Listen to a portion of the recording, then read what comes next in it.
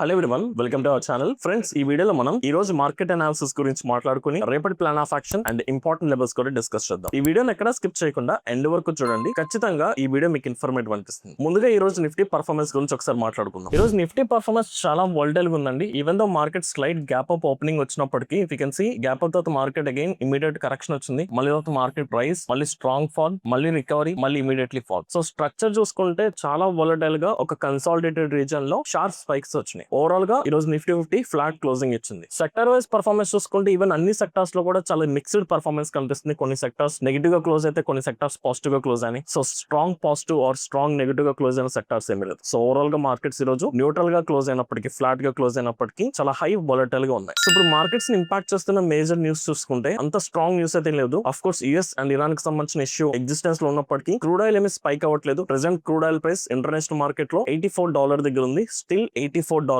Is a high level. Almost last 1 month తో compare చేసుకుంటే higher level లో ఉన్నట్టే. ఇప్పుడున్న ఈ ప్రైస్ నుంచి ఇంకా క్రూడ్ ఆయిల్ స్పైక్ వస్తే డెఫినెట్లీ మార్కెట్స్ మళ్ళీ నెగిటివ్ గా రియాక్ట్ అవ్వచ్చు. బట్ ఇక్కడ మనం కొంచెం కేర్ఫుల్ గా ఉండాల్సింది, ఈ రెండు కంట్రీస్ మధ్య ఇష్యూ ఇంకా కూల్ ఆఫ్ అవ్వలేదు. స్టిల్ ఈ రోజుకి మేజర్ అటాక్స్ యాక్టివ్ గానే జరుగుతున్నాయి. సో దీని ఇంపాక్ట్ బట్టి క్రూడ్ ని మనం డైలీ బేసిస్ మీద ఈవెన్ లైవ్ మార్కెట్ లో ట్రేడ్ చేస్తున్నప్పుడు కూడా క్రూడ్ ని టైం టు టైం మానిటర్ చేసుకోవాలి. సో ప్రెసెంట్ అయితే క్రూడ్ లో స్ట్రాంగ్ స్పైక్ అయితే రాలేదు కాబట్టి మార్కెట్స్ ఫ్లాట్ గా ఉన్నాయి. ఫాలోయింగ్ బై రీసెంట్ గా చూసుకుంటే మన ఇండియాకి సంబంధించిన ఇన్ఫ్లేషన్ ఇంక్రీజ్ అయింది, యూఎస్ కి సంబంధించిన ఇన్ఫ్లేషన్ డిక్రీజ్ అయింది. And apart from all these things ఇప్పుడు మనకి క్వార్టర్లీ రిజల్ట్స్, ఫస్ట్ క్వార్టర్ సంబంధించిన రిజల్ట్స్ డిక్లేర్ అవుతున్నాయి. సో ఇప్పుడు వరకు మేజర్ గా ఐటీ సెక్టర్ సంబంధించిన కంపెనీస్ అన్ని రిజల్ట్స్ వచ్చినాయి. రేపటి నుంచి మనకి బ్యాంకింగ్ సెక్టర్ సంబంధించిన మేజర్ కంపెనీస్ కూడా రిజల్ట్స్ డిక్లేర్ చేయబోతున్నాయి. సో ఇండెక్స్ డ్రివెన్ మూమెంటం కంటే స్టాక్ స్పెసిఫిక్ యాక్టివిటీ ఎక్కువగా విట్నెస్ చేస్తాం. అపార్ట్ ఫ్రమ్ దిస్ మార్కెట్స్ ని ఇంపాక్ట్ చేస్తున్న మేజర్ న్యూస్ అయితే లేదు. లాస్ట్ ఫ్యూ డేస్ నుంచి మార్కెట్స్ ఒకటే రీజన్ లో కన్సాలిడేట్ అవుతున్నాయి. సో ఆ కన్సాలిడేషన్ బ్రేక్ అయ్యేంత వరకు మనం స్ట్రాంగ్ మూమెంటం విట్నెస్ చేయాలి. సో ఫస్ట్ నిఫ్టీకి సంబంధించిన మేజర్ లెవెల్స్ గురించి మాట్లాడుకుందాం. సో లాస్ట్ ఫ్యూ డేస్ గురించి చూసుకుంటే మార్కెట్ ఈ రేంజ్ ని ప్రాపర్ గా రెస్పెక్ట్ చేస్తుంది. సో హైకి వెళ్ళినప్పుడు ప్రతిసారి సెల్లింగ్ అండ్ లోకి వెళ్ళినప్పుడు కూడా బయింగ్ జరుగుతుంది. బట్ మార్కెట్ ఈ రీజన్ లో కన్సాలిడేట్ అవుతూ వాలటైల్ గా బిహేవ్ చేస్తుంది. సో ఇలాంటి కన్సాలిడేషన్, ఒక లాంగ్ కన్సాలిడేషన్ ఇనిషియేట్ జరుగుతున్నప్పుడు ఆప్షన్స్ ట్రేడింగ్ లో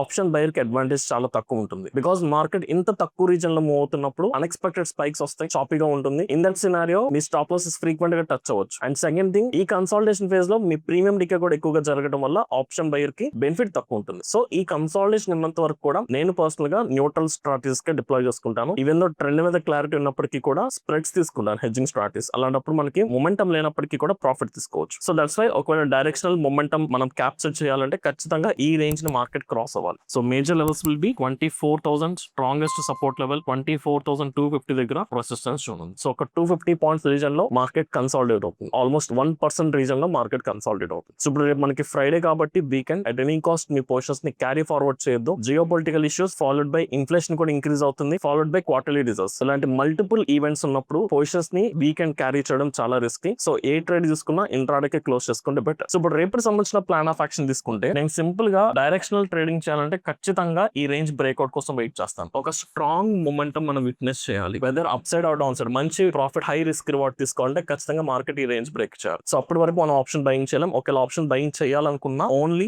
లెవెల్స్ దగ్గర మాత్రమే రియాక్ట్ అవ్వాలి. సో ఇప్పుడు ఎలాగో మనకి ఇది సపోర్ట్ జోన్ అనుకున్నాం కాబట్టి ప్రైస్ సపోర్ట్ దగ్గరకు వచ్చాక ఇక్కడ నుంచి ఏదైనా బయింగ్ కన్ఫర్మేషన్ కోసం వెయిట్ చేద్దాం, ఆర్ఎస్ రెసిస్టెన్స్ కి వెళ్ళాక సెల్లింగ్ కన్ఫర్మేషన్ కోసం వెయిట్ చేద్దాం. ఇన్ బిట్వీన్ ప్రైస్ ట్రావెల్ అవుతున్నప్పుడు, ఇన్ బిట్వీన్ మార్కెట్ ట్రేడింగ్ జరుగుతున్నప్పుడు మీరు డైరెక్షనల్ ట్రేడింగ్ కంప్లీట్లీ ఇగ్నోర్ చేసుకోవాలి. సో ఫర్ ఎగ్జాంపుల్ ఈ రోజు మార్కెట్ సినారీ ఒక్కసారి చూడండి, మీకు అర్థమవుతుంది. ఈ రోజు మార్కెట్ ఐదర్ సపోర్ట్ దగ్గర ఓపెన్ అవ్వలేదు, రెసిస్టెన్స్ దగ్గర ఓపెన్ అవ్వలేదు, ఇన్ బిట్వీన్ మిడిల్ ఓపెన్ అయింది. సో మార్కెట్ డిప్, మళ్ళీ ఇమీడియట్లీ రికవరీ, స్ట్రాంగ్ కరెక్షన్, మళ్ళీ రికవరీ, మళ్ళీ ఇమీడియట్ గా స్ట్రాంగ్ కరెక్షన్. సో ఒక ప్రాపర్ స్ట్రక్చర్ ఫామ్ అవుదు. అండ్ ఈవెన్ వచ్చిన మొమెంటం లో కూడా చాలా షార్ప్ స్పైక్స్ ఉండడం వల్ల స్టాప్ లాసెస్ ఈజీగా టచ్ అవుతాయి. సో ఇలాంటి టైం పీరియడ్ లో డైరెక్షనల్ ట్రేడింగ్ అస్సలు వర్క్ అవుతుంది. సో న్యూట్రల్ స్ట్రాటజీస్ లో అట్లీస్ట్ ప్రీమియం స్పైక్ వచ్చిన ఓవర్ పీరియడ్ ఆఫ్ టైం ఈ రేంజ్ బ్రేక్ అవునంత వరకు కూడా మీకు ఎంతో కొంత ప్రీమియం డికే వల్ల అడ్వాంటేజ్ ఉంటుంది. సో దట్స్ వై అయితే లెవెల్ బేస్డ్ ట్రేడింగ్ కి ప్లాన్ చేసుకుందాం, లేదనుకుంటే రేంజ్ బ్రేక్అవుట్ కోసం క్లియర్ గా వెయిట్ చేసుకుందాం. సో నేనైతే ఫస్ట్ ప్రయారిటీ ఆప్షన్ సెల్లింగ్ లో న్యూట్రల్ స్ట్రాటజీస్ డిప్లాయ్ చేసుకోవడానికి ట్రై చేస్తాను, లైక్ షార్ట్ స్ట్రాటజీ కానీ స్ట్రాంగిల్. ఆర్ఎస్ ఒకవేళ ఈవెన్ దో ఈ జోన్ లో ఉన్నంత వరకు డైరెక్షనల్ ట్రేడింగ్ చేయాలి మార్కెట్, ఇక్కడ నాకు ఏదైనా బయింగ్ ఆపర్చునిటీ వచ్చినప్పుడు ఇన్స్టెడ్ ఆఫ్ ఒక కాల్ ఆప్షన్ బై చేసే బదులు బుల్ పుట్ స్ప్రెడ్ తీసుకుంటానికి ట్రై చేస్తాను. ఆర్ఎస్ ఇక్కడ నుంచి మార్కెట్ రివర్స్ అవుతున్నప్పుడు ఒక పుట్ ఆప్షన్ బై చేసే బదులు బేర్ కాల్ స్ప్రెడ్ డిప్లాయ్ చేసుకుంటాం. అలాంటప్పుడు ఈవెన్ దో ఒక స్పైక్ వచ్చి మళ్ళీ కన్సాలిడేషన్ ఇనిషియేట్ అయినా మీరు డైరెక్షనల్ ట్రేడింగ్ ఇక్కడ బెనిఫిట్ తీసుకోలేరు, బట్ స్ప్రెడ్ తీసుకుంటే మీకు బెనిఫిట్ వస్తుంది. సో అందుకని ప్యూర్లీ లెవెల్ బేస్ దగ్గర హెడ్జింగ్ స్ట్రాటజీస్ డిప్లాయ్ చేసుకోవడానికి నేను పర్సనల్ గా ఇంట్రెస్ట్ చూపిస్తున్నాను. సో రేపు ఎగ్జాక్ట్ సినారియోస్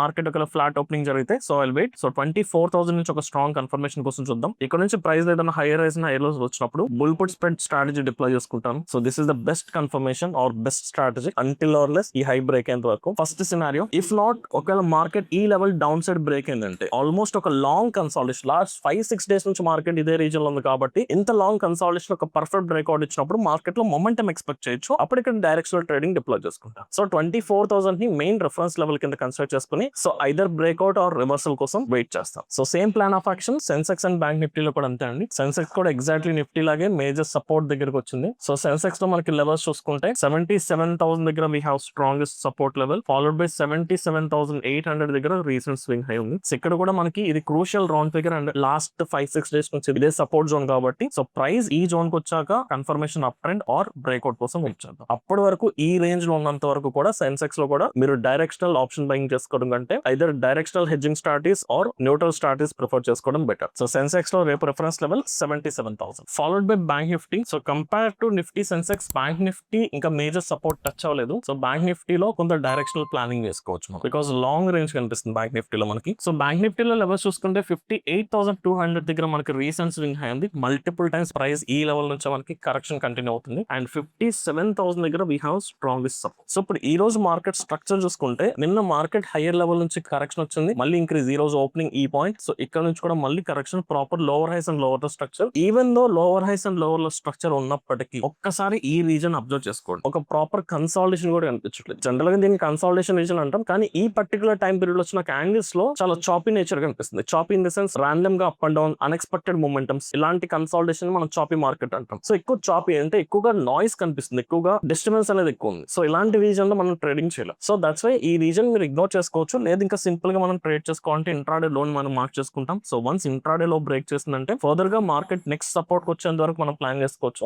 లేదనుకుంటే ప్యూర్లీ 57,000 స్ట్రాంగ్ సపోర్ట్ జోన్ కాబట్టి వన్స్ ఈ సపోర్ట్ వచ్చాక దీని ఒక రెఫరెన్స్ లెవెల్ కింద తీసుకుని సో ఐదర్ రివర్సల్ కోసం ఆర్ బ్రేక్అవుట్ కోసం మనం వెయిట్ చేస్తాం. సో ఇంట్రాడే లో ఆర్ 57,000 దగ్గర ట్రేడ్ ప్లాన్ కి రెడీగా ఉండొచ్చు. సో ఒకసారి క్రూడ్ అండ్ బిట్ కాయిన్ కి సంబంధించిన లెవెల్స్ కూడా చూసుకుందాం. ఈవెన్ క్రూడ్ ఆయిల్ కూడా కన్సాలిడేషన్ లో ఉంది హైయర్ లెవెల్ దగ్గర ఉన్నప్పటికీ. సో క్రూడ్ లో కూడా మనం డైరెక్షనల్ ట్రేడింగ్ అంత స్ట్రాంగ్ గా ప్లాన్ చేయలేం. సేమ్ ఇది కూడా మీకు మేజర్ సపోర్ట్ అండ్ రెసిస్టెన్స్ దగ్గర ఉంది. ఎప్పుడైనా ఈవెన్ ఇండియన్ మార్కెట్స్ అయినా ఇంటర్నేషనల్ మార్కెట్స్ అయినా లెవెల్ బేస్డ్ ట్రేడింగ్ చేయడానికి ఎక్కువగా ట్రై చేయండి. 7,500 is the strongest support, 7,800 is the strongest resistance. Recent swing high and recent swing low. So market ఒక హై పాయింట్ నుంచి కరెక్షన్ వచ్చింది, మళ్ళీ రికవరీ, ఇప్పుడు కొంత ఫ్లాట్ కనిపిస్తుంది. సో ఒక సపోర్ట్ దగ్గర లేదు, ఒక రెసిస్టెన్స్ దగ్గర లేదు. ఇప్పుడు ఏదైతే కన్సాలిడేషన్ ఉందో ఈ కన్సాలిడేషన్ బ్రేక్అవుట్ కోసం వెయిట్ చేసి మనం ట్రేడ్ తీసుకోవచ్చు. లేదంటే ప్యూర్లీ లెవెల్స్ కి రీచ్ అయ్యేంత వరకు మాత్రం వెయిట్ చేద్దాం. లెవెల్స్ కి రీచ్ అయ్యాక అక్కడ రివర్సల్ ఆర్ బ్రేక్అవుట్ కోసం వెయిట్ చేద్దాం. సో ఇక్కడ ఏదైతే జోన్ ఉందో ప్రెసెంట్ ట్రేడింగ్ ఏరియా ఏదైతే ఉందో ఇది మనకి నో ట్రేడింగ్ జోన్. ఇక్కడ ట్రేడ్ తీసుకుంటే విన్నింగ్ ఛాన్సెస్ చాలా తక్కువ ఉంటాయి, స్టాప్ లాస్ టచ్ అవడానికి హై ఛాన్సెస్ ఉంటాయి. Finally bit coin. So bit coin కూడా ఇంట్రాడే సెషన్ లో కొంత స్లైట్ కరెక్షన్ వస్తుంది. ఇప్పుడు మొన్న మనం మెన్షన్ చేసిన రీసెంట్ రెసిస్టెన్స్ 63,600 ప్రాపర్ గా బ్రేక్అవుట్ అయ్యి మార్కెట్ ఒక హై పాయింట్ కి వెళ్ళింది, మళ్ళీ అగైన్ ఆ లెవెల్ రీటెస్ట్ చేయడానికి వస్తుంది. సో 63,600 దగ్గర we have support zone. So price once ఈ లెవెల్ కి వచ్చేంత వరకు వెయిట్ చేద్దాం. ఇంకా సపోర్ట్ జోన్ కి అయితే టచ్ అవ్వలేదు. సో స్టిల్ కరెక్షన్ చూసుకుంటే ఒక హై పాయింట్ నుంచి కరెక్షన్ వచ్చింది, మళ్ళీ స్లైట్ హై, మళ్ళీ కరెక్షన్ కంటిన్యూ అవుతున్నట్టు కనిపిస్తుంది. సో వన్స్ ప్రైస్ ఈ లెవెల్ ని టచ్ చేశాక ఇక్కడ జరిగే యాక్టివిటీ బట్టి మనం డిసైడ్ చేసుకుందాం. సో బిట్ కాయిన్ లో కూడా 63,600 ని రెఫరెన్స్ లెవెల్ కింద తీసుకుని బ్రేక్అవుట్ ఆర్ రివర్సల్ కోసం వెయిట్ చేస్తే బెటర్. ఓవరాల్ గా చూసుకుంటే ఈ రోజు మార్కెట్స్ ఫ్లాట్ గా క్లోజ్ అయినప్పటికీ చాలా వాలటైల్ గా బిహేవ్ చేసింది. From the last few days నుంచి మార్కెట్స్ మొత్తం ఒకటే రీజన్ లో కన్సాలిడేట్ అవుతున్నాయి కాబట్టి కన్సాలిడేషన్ రీజన్ బ్రేక్ అయ్యేంత వరకు వెయిట్ చేస్తే మంచి రిస్క్ రివార్డ్ మెయింటైన్ చేసే ట్రేడ్స్ దొరుకుతాయి. సో అప్పటి వరకు డైరెక్షనల్ ట్రేడింగ్ అవాయిడ్ చేసుకుని న్యూట్రల్ స్ట్రాటజీస్ డిప్లాయ్ చేసుకుంటే బెటర్. ఓవరాల్ గా this is my plan of action. I hope ఈ వీడియో మీకు అర్థమైంది అనుకుంటున్నాను. ఇఫ్ ఇన్ కేస్ ఈ వీడియో కనుక మీకు ఇన్ఫర్మేటివ్ అని మీకు అనిపిస్తే ఈ వీడియో లైక్ చేసి మీ జెన్యూన్ ఒపీనియన్స్ ని కమెంట్ సెక్షన్ లో మెన్షన్ చేయండి. Thank you.